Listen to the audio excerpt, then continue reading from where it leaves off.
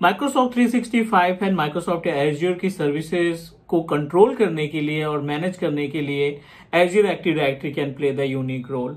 एक ऐसी built in पैस सर्विस जिसके थ्रू आप अपने माइक्रोसॉफ्ट 365 के मेलिंग अकाउंट और माइक्रोसॉफ्ट एज्योर पोर्टल पे क्रिएट किए हुए services like virtual machine networking या वेब सर्विसेज, उनको कंट्रोल करना, उनको दूसरे यूजर के लिए असाइन करना, उन पे पॉलिसी लगाना या कंडीशनल एक्सेस लगाना, ये सभी सर्विसेज आप आसानी से एज्योर एडी के थ्रू मैनेज कर सकते हैं।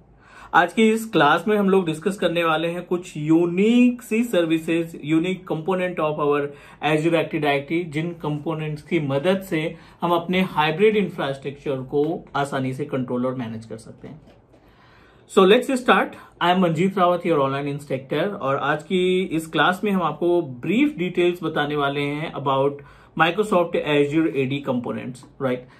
माइक्रोसॉफ्ट एज्योर एडी के मल्टीपल कंपोनेंट्स या मल्टीपल सर्विसेज हैं जिनका जानना है हर एक ऑफिस 365 इंजीनियर या माइक्रोसॉफ्ट एज्योर, या फिर आप as a Intune task perform कर रहे हैं, as a Intune work कर रहे हैं, तो यू शुड नो अबाउट कि क्या क्या रिसोर्सेज या क्या क्या सर्विसेज हमारे एज्योर एक्टिव डायरेक्टरी पैनल पे अवेलेबल है। So let's move ourself to white board और डिस्कस करते हैं थ्रू डायग्राम, समझने की कोशिश करते हैं कि क्या क्या ऑप्शन मिलता है हमें एज्योर एक्टिव डायरेक्टरी के पैनल पे। Now we are on page of our white board और यहाँ पे बात करते हैं हम पहले एज्योर एडी कनेक्ट के कंपोनेंट्स के बारे में। As we know very well about, because we have already discuss multiple time Azure AD के बारे में, एज्योर एडी कनेक्ट के बारे में मल्टीपल टाइम हम लोग डिस्कस कर चुके हैं। इस वीडियो में कुछ यूनिक हम प्लान कर रहे हैं आपको सर्व करने के लिए, because you know that we must need to aware about the components of Azure Active Directory. Azure AD का इस्तेमाल वेरियस पर्पज के लिए किया जा सकता है। For example this is our azure portal, ठीक है, और यहाँ पे अपने पास ऑन प्रोमाइसेस पे आपने डोमेन इस्टेब्लिश कर रखा है।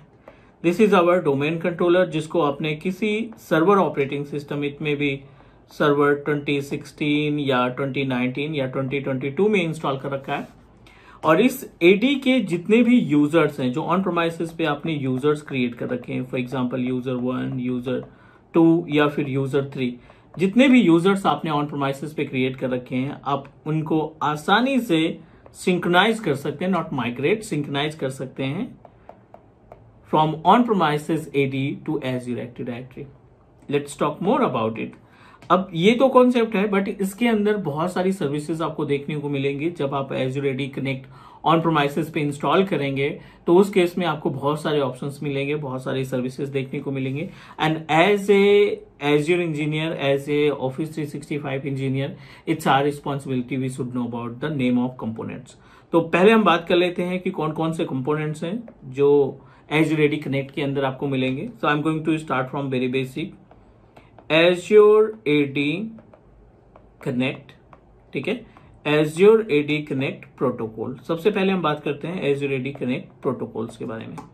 दूसरा हम लोग डिस्कस करेंगे about password hash synchronisation. Number third, password write back, right? We'll talk about SSO and we'll also discuss about the concept of ADFS. In Azure AD other components की बात करें तो Azure Active Directory के अंदर आप multi factor authentication भी ढूंढ लेते हैं, मीन्स मल्टी फैक्टर ऑथेंटिकेशन का ऑप्शन मिलता है और SSPR ऑप्शन भी अवेलेबल होता है। ये कुछ सर्विसेज हैं जो आपके Azure AD कंपोनेंट में कंसीडर की जाती हैं, as a Azure AD component consider की जाती हैं, सर्विसेज एज ए सर्विसेज मानी जाती हैं।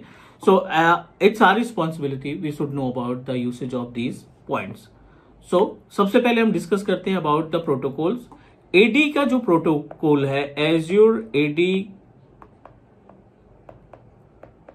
प्रोटोकॉल्स की बात करें तो दो इंपॉर्टेंट प्रोटोकॉल्स हैं जो आपके ऑन प्रोमाइसेस यूजर को Azure पोर्टल पे सिंक्रोनाइज करने का काम करते हैं।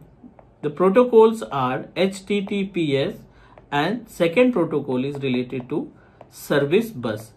ये दो ऐसे प्रोटोकॉल हैं जिनकी मदद से आप अपने ऑन प्रोमाइसेस यूजर्स को, ऑन प्रोमाइसेस एडी के जो यूजर्स हैं उनको आसानी से Azure पोर्टल पे सिंक्रोनाइज कर सकते हैं। Second, let's talk about password hash synchronisation and write back. Concept क्या कहता है कि जब आप पासवर्ड हैश की बात करें, so we can say that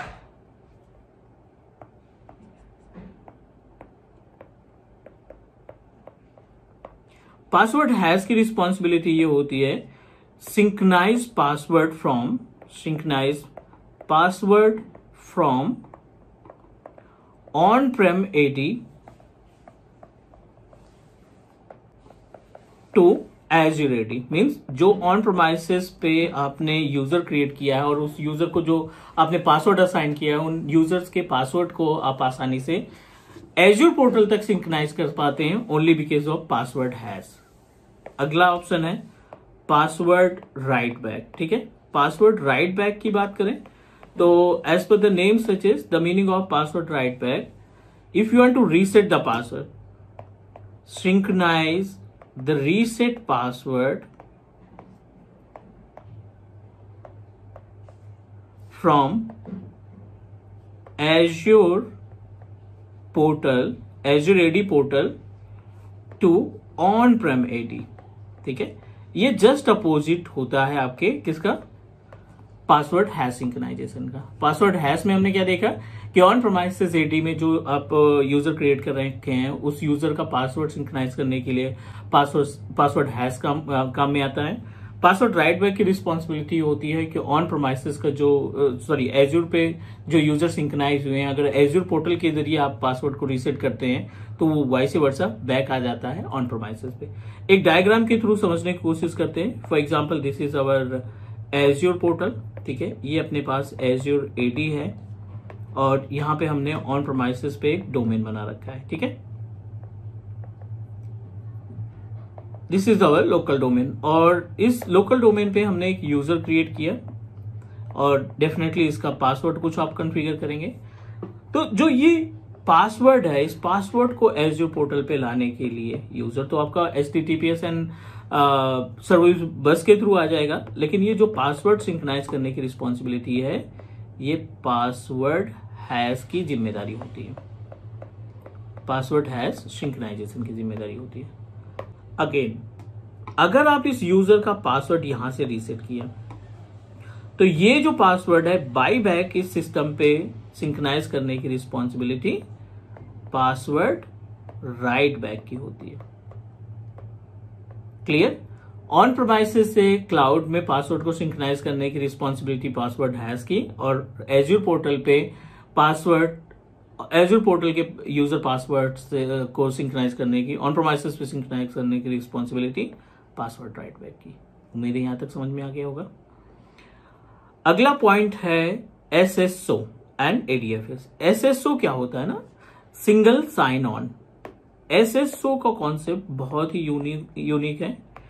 SSO AD connect का एक छोटा सा पार्ट है जो कि आप इसको, ये ऑन प्रोमाइसेस AD हो गया,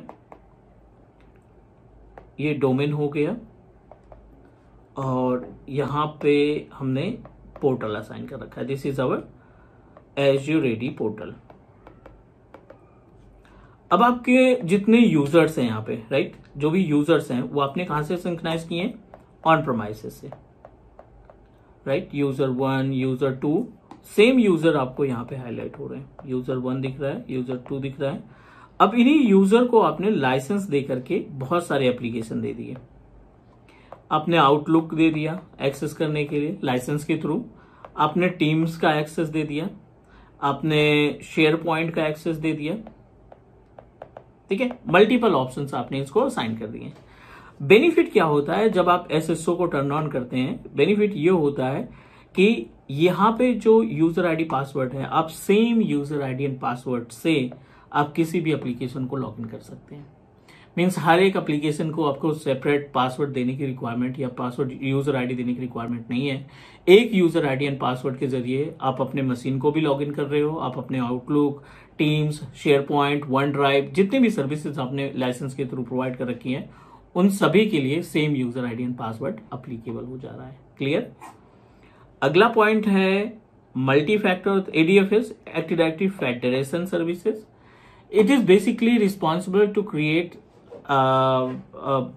अ token whenever you want to access any application.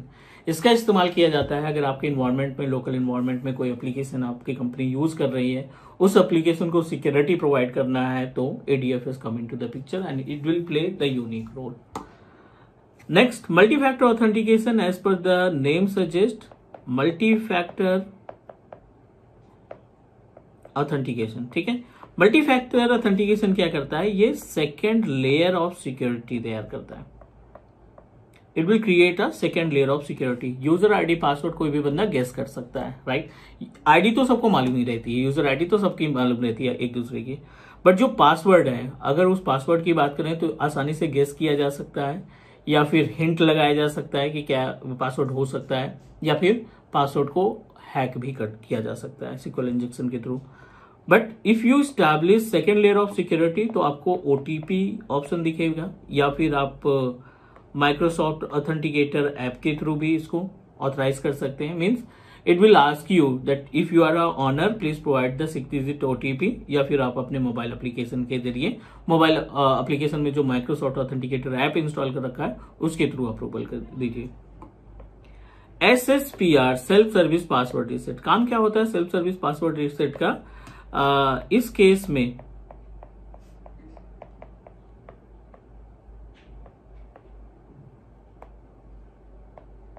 In this case password reset, self service password reset में जो भी आपने यूजर आईडी पासवर्ड अपने क्लाइंट को प्रोवाइड कर रखा है, इन केस क्लाइंट अगर वो पासवर्ड भूल जाता है तो means definitely he need to coordinate with our administrator, और एडमिनिस्ट्रेटर के पास ऑलरेडी बहुत सारा टास्क है।